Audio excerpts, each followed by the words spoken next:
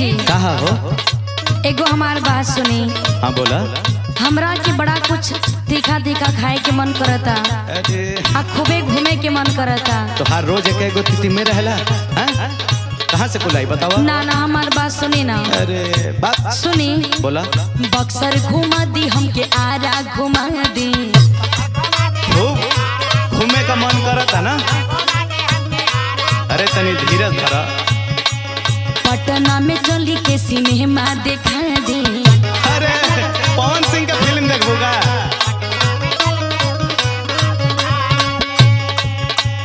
बक्सर घुमा दी हमके, आरा घुमा दी। पटना में चली के सिनेमा दिखा दी। अच्छा। बड़ा घूमे के कैले बमान जी। सुनी सुनी सजन जी, सुनी सजन जी। पगला के क्या कहो? सुनो तनी ना। मान जाना ही तो बड़ी मार मारा।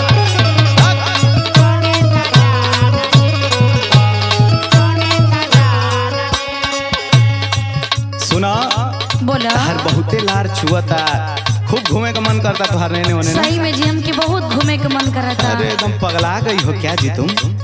ना ना हमके घुमा दी ना, प्लीज घुमा भाई दी। सुना, सुन ला बतिया हमार सुन ला। बोला।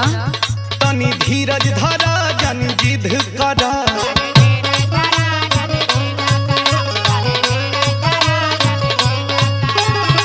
सुना। हाँ हाँ बोला। तनी धीरज धरा, जन जिद करा। त कह गाँव में से कुछ ले दी, कि हाथ से खिया दी, कि हाथ से खिया दी।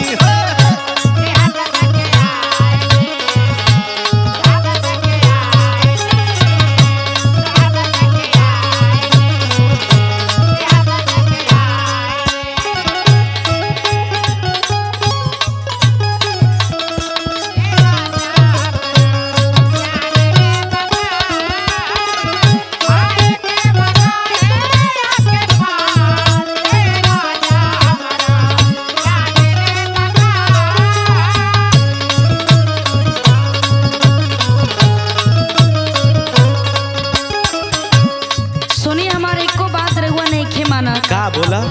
हे भगवान हम का करी? अरे यार हमार बात सुना। फूटी गइल करम, मिलल जहिया से साथ हो।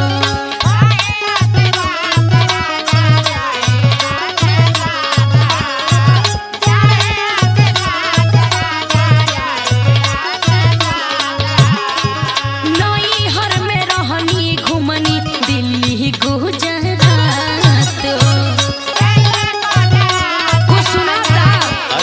सुनावा करू। यही से कहतनी तोरे आगे तो कर में फूट गई। अरे सुना। बोला।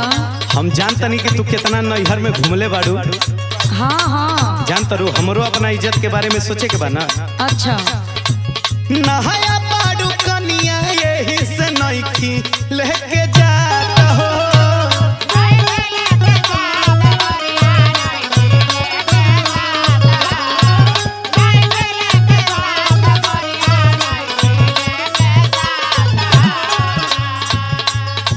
घर के इज्जत जाई बाटे, तोहरा ना बुझात हो। अच्छा अच्छा तू ढेर बोलबा।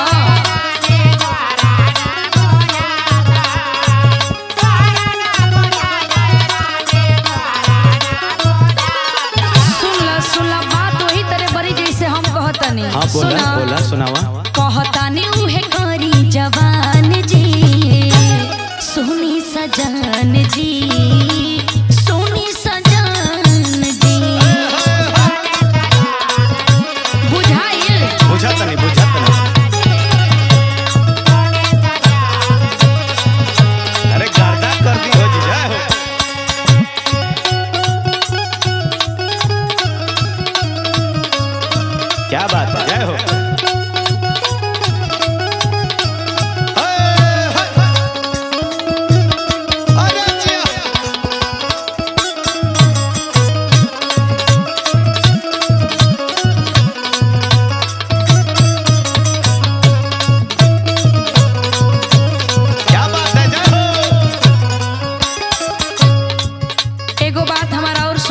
इतना बात सुनी तो इतना प्रेम से हम रोज रउआ से कही लगी कहीं घुमा दी कुछ खिया दी तो कोनो न कोनो बहाना बना दे। अरे तनी धीरज धर, काहे परेशान कर सुनी बोला।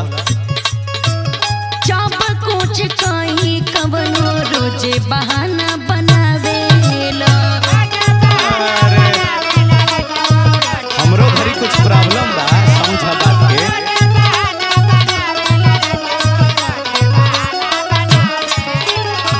दीपक लाल राहुल सैनी जी हुए जलावेला। अच्छा ऐसन बात बता। हाँ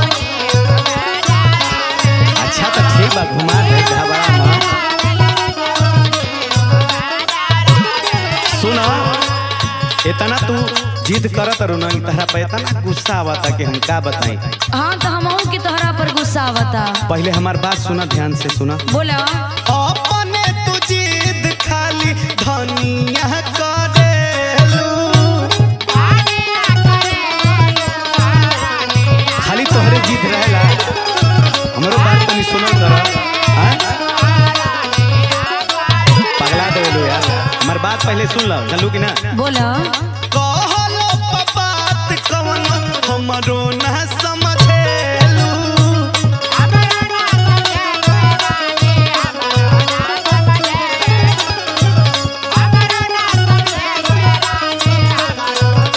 अरे बाप रे बाप, अब हम का बताई। सुनी ऐसे ठीक रहनी पापा के भगवान जी। अच्छा अच्छा सुनी सजन जी, सुनी सजन जी।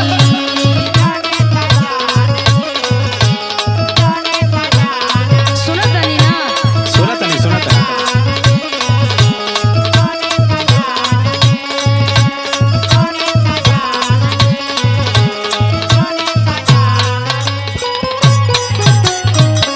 मान जाई ना। अरे तकुल बात तो हर मनते न बनी है। जा जा जा।